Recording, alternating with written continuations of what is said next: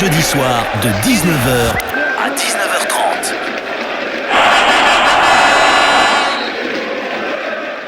Bonsoir à tous, bienvenue sur 100%. Bonsoir Cyril Masson. Bonsoir Manu, salut à tous, un 100% CO spécial espoir aujourd'hui. On va se pencher sur les jeunes olympiens, leur début de saison, leur projet de jeu, comment ils tentent d'apporter une plus-value au groupe pro. Avec nous pour en parler ce soir, Cédric Jalabert, manager des espoirs. Salut Cédric. Bonsoir à tout le monde. Et puis Guillaume Gautran, il est ailier de cette équipe espoir Castres. Salut Bonsoir Guillaume. à tous.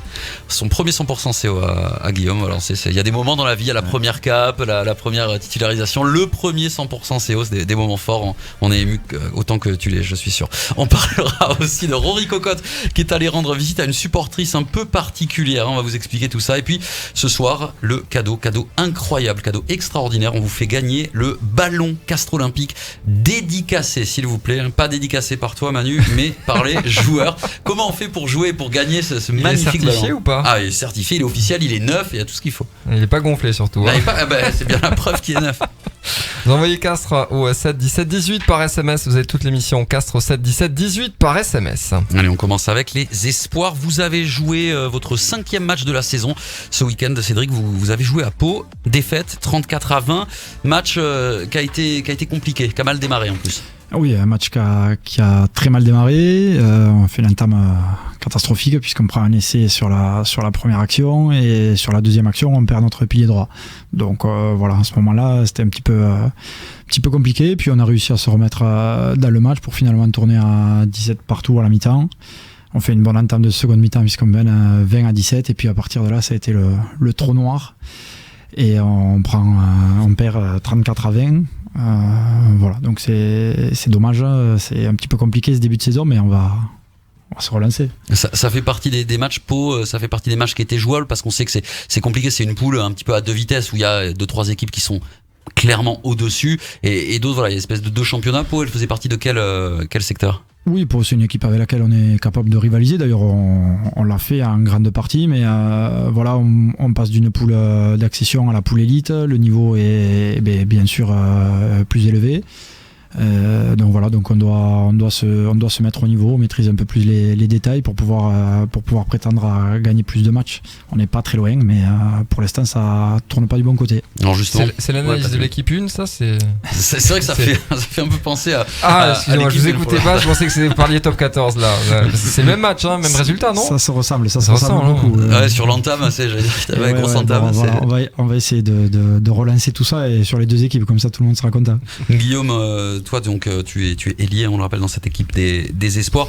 Comment ça se passe cette poule élite ? C'est un gros niveau par rapport à l'an dernier. Il y a un vrai cap qui a été franchi, début de championnat. Et ça, vous l'avez vraiment senti ça depuis le début du championnat, ce cap ? Ouais, après on savait à quoi s'attendre un peu en arrivant dans cette poule. Pour certains qui l'avaient connu la première année où on était descendu. Donc on remontait d'une bonne saison avec la remontée en poule élite. Et c'est vrai qu'on a été surpris un peu, je pense, sur les premiers matchs, tout ça. Et donc là, il faut vraiment qu'on arrive à tout remettre en place pour réussir à remonter et gagner les places au classement. Oui, parce que 5 matchs, une seule victoire pour les espoirs. Vous êtes 8e sur 10. Ce sont des débuts, tu le disais tout à l'heure, Cédric, qui sont un peu difficiles. En même temps, vous le saviez que ce serait un gros combat. Oui, on se doutait que ça serait compliqué. Voilà, aujourd'hui sur le plan comptable, on a laissé 1, 2, 3 points un peu en route. On aurait pu prendre quelques bonus par-ci par-là. Voilà, mais on a vécu un début de saison difficile la saison dernière aussi. On s'est mis largement au travail. Ça s'est très très bien passé sur la fin de saison. Voilà, le groupe était un peu sur la dynamique de la saison dernière. Pensez un petit peu aussi qu'on enchaîne beaucoup de victoires comme on l'a fait, que de s'entraîner tranquillement et puis de se présenter au match ça suffit pour gagner. Et là c'est plus tout à fait le cas, donc il faut qu'on élève un petit peu le niveau, mais on sait que le groupe est capable de le faire. On a les qualités, que ce soit individuellement ou collectivement pour rivaliser avec des très grosses équipes. Il faut juste qu'on arrive à mettre tout en place au bon moment. Voilà. Qu'est-ce que vous vous êtes fixé, Guillaume, comme objectif avec le groupe cette année ? C'était de pouvoir aller chercher les places les plus hautes, donc essayer de gagner tous les matchs et de pouvoir monter le plus haut possible. Et après, l'objectif principal, ça reste quand même le maintien dans cette poule élite. Donc on est promu, on vient de monter, donc essayer de se maintenir dans cette poule 1. On se maintient comment ? Pour rappel, vous êtes 10 équipes dans la poule, faut finir combien ? Il faut finir 7ème pour éviter les barrages. Normalement, ça va pas changer. Il me semble que c'est ça. C'est ça. Les crevés, on les a en interrogation surprise et tout. C'était pour voir s'il avait révisé.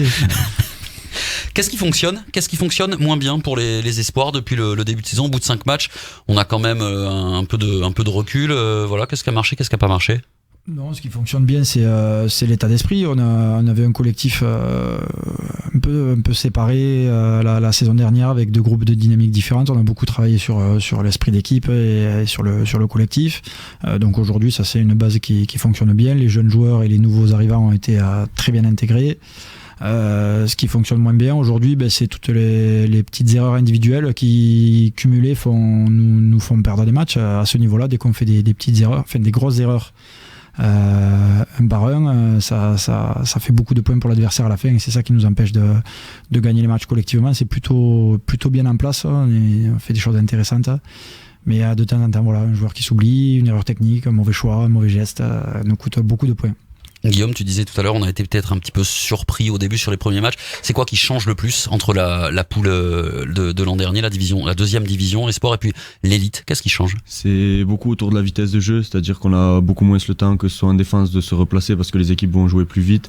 Dans la poule d'en dessous, c'était plus au contact, du gabarit, tout ça, donc ça allait moins vite. Et là, on est un peu surpris sur la vitesse, donc que ce soit l'équipe qui se replace plus rapidement en défense, en face, donc nous... on a plus de mal à attaquer, donc c'est dans tout ce qui est vitesse et conquête de balles, tout ça, c'est beaucoup plus travaillé par les autres équipes, donc on a plus de mal pour le moment sur ça. Alors, malgré la voix, Guillaume fait partie des espoirs, c'est pas un joueur de l'équipe 1. Tu es lié parce qu'on a l'impression, on fait de la radio, quand t'entends, tu fais 3ème ligne avec 1m99 pour 135 kilos. C'est quoi ta morphologie? Tu mesures combien? Tu fais combien de kilos? Alors je fais 1m80 et 78 kilos. Voilà. Mais une grosse voix, une voix de baryton là ce soir. Donc vous pouvez voir les images sur les réseaux sociaux, notamment le Facebook du Castres Olympique et du 200%. C'était le point fashion de Manu. Complètement. Non, tout à l'heure avec cette voix, je me dis mais à la radio on va imaginer une 3ème ligne. Non, mais t'as raison. Un néo-zélandais, un maori. Je rappelle qu'on est aussi en vidéo sur le Facebook du Castres Olympique et le Facebook de 100%.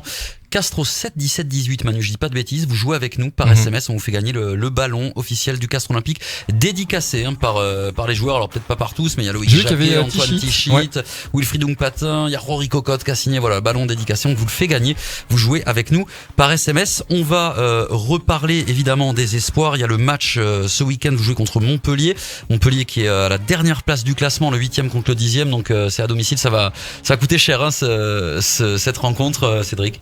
Oui, on a besoin de points forcément, et puis les Montpelliérains en ont encore plus besoin que nous, donc ça va être un match sympa, on va se régaler. On va en parler tout à l'heure, un peu plus tard dans l'émission. Rapidement, les autres résultats des équipes de jeunes de ce week-end, alors des jeunes et les moins jeunes d'ailleurs.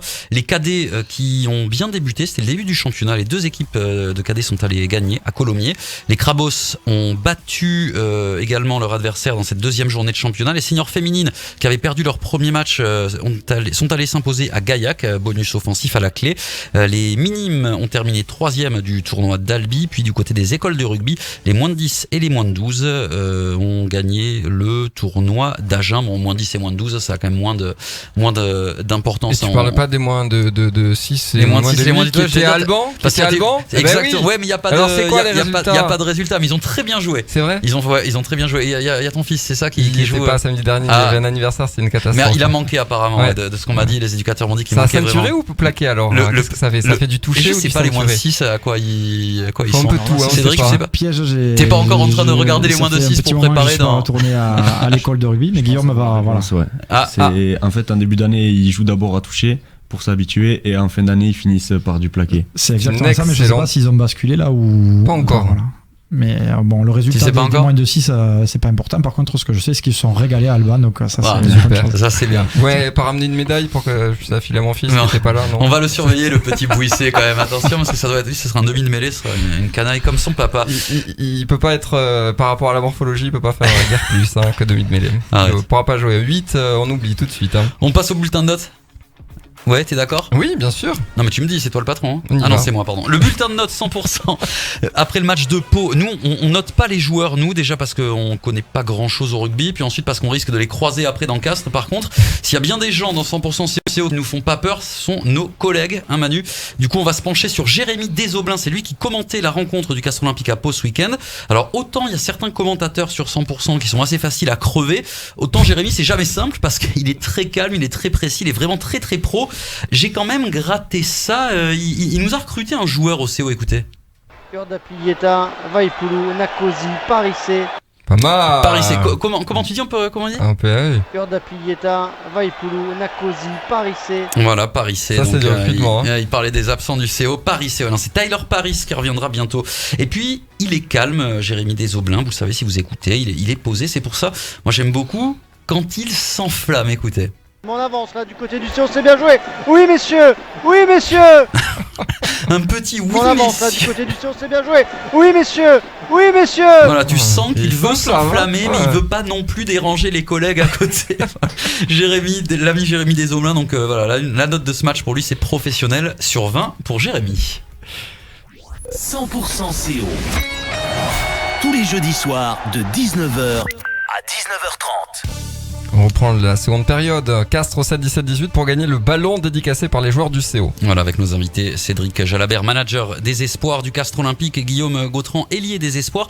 Je voulais qu'on parle du lien entre les espoirs et les pros. On sait qu'il est très important cette année, que Mauricio Ricciardo a voulu vraiment que les deux équipes soient de plus en plus liées, de plus en plus imbriquées. On se doute ça que ce lien, Comment c'est imbriqué. Ah. C'est un terme Attends, je suis en train de chercher. Hein. C'est un terme technique. Cédric, on se doute que c'est au cœur de tes missions, ça. Oui, voilà, depuis plusieurs années, on essaie vraiment de rapprocher le centre de formation et l'équipe espoir du niveau pro. Donc c'est un plan de formation qui est assez proche, un projet de jeu quasi partagé. Donc voilà, donc on y est arrivé avec Christophe et son staff. On est dans la continuité avec Mauricio, avec de nouvelles idées, de nouvelles façons de voir les choses aussi. Donc ça a mis un petit peu de temps à se mettre en place, mais aujourd'hui l'idée est de fonctionner le plus proche possible pour permettre aux jeunes d'être dans les meilleures conditions possibles dès qu'ils rejoignent le groupe pro. L'objectif pour toi, c'est aussi d'amener le plus de joueurs espoirs à être en capacité de jouer un rôle avec les pros. Oui, voilà, moi, une de mes missions prioritaires au club, c'est de former le plus de joueurs possible pour les amener à la porte du niveau pro, et ensuite au staff pro, soit de terminer leur formation, soit de les utiliser s'ils estiment qu'ils sont directement utilisables et prêts pour jouer à ce niveau-là. Guillaume, toi tu t'es déjà entraîné avec les pros, alors pas cette année, mais les autres années. C'est quoi quand on est un joueur espoir au Castres Olympique? C'est un petit peu le rêve. Alors j'imagine que le rêve évidemment c'est de jouer, de faire une feuille avec les pros, mais déjà Oui, mais- rien que s'entraîner ça doit être assez exceptionnel. Ouais, déjà dès qu'on est appelé pour pouvoir monter, avoir la chance de s'entraîner avec l'équipe 1, oui, c'est une chance, c'est sûr. Et après, ça nous permet aussi de voir la marche qui nous manque par rapport au groupe espoir et celui des pros. Donc ce qu'il nous faut travailler encore pour pouvoir se maintenir dans ce groupe pro et pouvoir s'entraîner. Et après, jouer, c'est encore une autre étape qui viendra après avec beaucoup d'entraînement. Et alors justement, toi, qu'est-ce que tu t'es dit quand tu y allais? Qu'est-ce que tu en retires? Est-ce que tu dis la marche, bon, je vois, pourquoi pas, c'est possible, ou est-ce qu'on se dit oh là là, ça va être dur? Comment on voit ça? Ouais, déjà, bon, mais dès qu'on est appelé, on est content, on se dit c'est pas de pression, on est plus heureux d'y aller et de pouvoir profiter du moment présent. On pense pas forcément à ce qui va venir après, tout ça. Donc, on essaye de profiter. Et après, oui, forcément, on se dit, on est encore loin parce qu'il nous manque des choses dans la vitesse, tout ça, de la vision du jeu.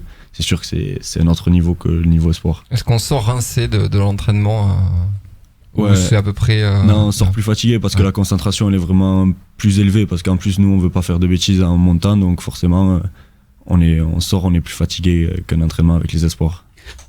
Comment ça se passe pour toi, Guillaume, le quotidien entre sport de haut niveau, études? T'es pas au centre de formation à proprement parler, t'es aspirant. Comment ça se passe, toi, ton quotidien de sportif? Alors en fait, Aspirant, c'est un groupe de certains joueurs qui ont eu la chance cette année de pouvoir s'entraîner quotidiennement avec le centre de formation. Donc là, j'ai entraînement le lundi soir, donc avec le groupe Espoir. Puis après, on a le mardi matin, on a la muscu. Puis après, on a entraînement en suivant. Et le mardi soir, on a de nouveau entraînement. Le mercredi, on est en off. Jeudi, c'est la même journée que le mardi, donc entraînement le matin et le soir. Et vendredi, entraînement aussi et match le week-end. Et tu fais quoi comme étude à côté? Qu'est-ce que tu fais? Je fais un BPGEPS. Ouais, d'accord. Ah, ouais. Ouais, je connais. Non, c'est quoi exactement, dis-nous? C'est sport collectif et option rugby, donc on intervient sur les collèges et les lycées de Castres pour le rugby. D'accord, ok. C'est diplôme pour être éducateur auprès des jeunes. C'est ce que j'ai demandé. Est-ce qu'on peut être entraîneur de l'équipe de France par la suite avec ce diplôme? Je pense qu'il faudra en passer quelques autres. Est-ce qu'on peut être manager des espoirs bien dans quelques années? Ça commence par là. Après, il y a quelques autres diplômes à passer. C'est ça, ouais, voilà. Un mot avec toi, Cédric. On parlait de la formation. C'est vital. T'as cette mission-là d'amener le plus de joueurs espoirs en capacité de jouer un rôle en équipe première. C'est vital sur le moyen terme, sur le long terme pour le Castres Olympique, ça. Oui, enfin, je pense que tout le monde en est conscient. Aujourd'hui, on a les mêmes ambitions que beaucoup de gros clubs, mais on n'a pas les mêmes moyens. Donc, il faut qu'on travaille absolument sur nos jeunes joueurs et les amener au plus haut niveau possible. On est intimement persuadé que sur le bassin tarnais et au sens large, il y a suffisamment de joueurs pour venir alimenter notre équipe pro. Donc là on essaye de mettre en place une filière d'accès à haut niveau dès les moins de 13 ans, avec l'objectif de faire travailler sur le modèle castrien, on va dire, nos jeunes joueurs le plus tôt possible pour leur donner le plus de chances possible d'atteindre le niveau pro. Donc voilà, avec des structures qui sont mises en place et plutôt échelonnées pour monter des moins de 13 jusqu'aux espoirs et au centre de formation, et ensuite, si possible, l'équipe professionnelle. Le match contre Montpellier, c'est quand? C'est quel jour? C'est samedi à 15h. Samedi 15h, voilà, là, j'avais peur, j'étais pas sûr. Au point, mais samedi 15h au Stade du Ray. Au Stade du Ray, on vient vous voir, match très très important, hein, le 8e contre le 10e. Castres-Montpellier, en plus c'est le derby d'Occitanie un petit peu aussi. Donc on imagine, Guillaume, il y a une grosse mobilisation de votre côté, c'est le match où il faut pas se manquer. Ouais, c'est important déjà pour sortir de cette zone rouge, quoi, qui est dangereuse pour la qualif et pour pouvoir réussir à s'en éloigner le plus possible. Et après, oui, on a à cœur vraiment, on a perdu contre Aurillac à domicile déjà, donc on a à cœur de se rattraper devant le public et les gens qui viennent nous soutenir à chaque fois. Donc on a vraiment envie de faire l'effort sur ce match et de prouver qu'on doit être plus haut au classement, quoi. Avec des joueurs aussi, je pense à Paul Sozaré, Jérémy Fernandez, Dorian Claire. Tu sais déjà là si tu peux compter sur eux ou pas encore? Alors il faut savoir qu'on a 7 ou 8 joueurs qui s'entraînent très régulièrement avec le groupe pro. Ouais. Ils sont en vacances cette semaine. Donc je peux pas trahir de secret, mais il y en a quelques-uns qui vont revenir avec nous, pas tous. Enfin voilà, sans nous donner la compo, je veux dire, mais est-ce que tu peux au niveau réglementaire? Tous les jeunes joueurs peuvent jouer avec le groupe Espoir. Aujourd'hui, par contre, il y a eu un changement de règlement. On n'a pas le droit de faire jouer des joueurs pro avec nous, par contre. Mais tous les jeunes qui jouent en pro peuvent également jouer avec les Espoirs. Okay. Samedi 15h au Stade du Ray pour le match des espoirs du Castres Olympique. On compte sur vous.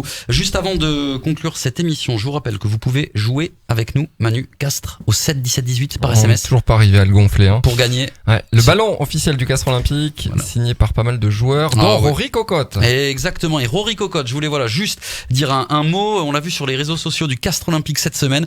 Rory qui a rencontré une supportrice un peu particulière. Il a rencontré Paulette, 100 ans, une Tarnaise qui est fan absolue de Rory. Elle regarde tous ses matchs, elle collectionne toutes les coupures de presse qui parlent de lui, un peu comme moi avec vous, Manu. Pour marquer le coup de ses 100 ans, Rory est allé la voir, il a passé un moment avec elle, il lui a amené des fleurs et un maillot dédicacé. Voilà, donc vous avez, si vous voulez, les photos de ce joli moment sur les réseaux sociaux du Castres Olympique. Belle histoire. 100% CO, c'est déjà fini. Merci beaucoup Cédric Jalabert, le manager des Espoirs, d'avoir été avec nous. Merci Guillaume Gautran, ailier des Espoirs. On vous souhaite un très bon match en tout cas ce samedi. Voilà, il n'y a pas d'équipe 1, il n'y a pas de Castres Olympique, donc vous allez voir les Espoirs du CO. C'est samedi à 15h.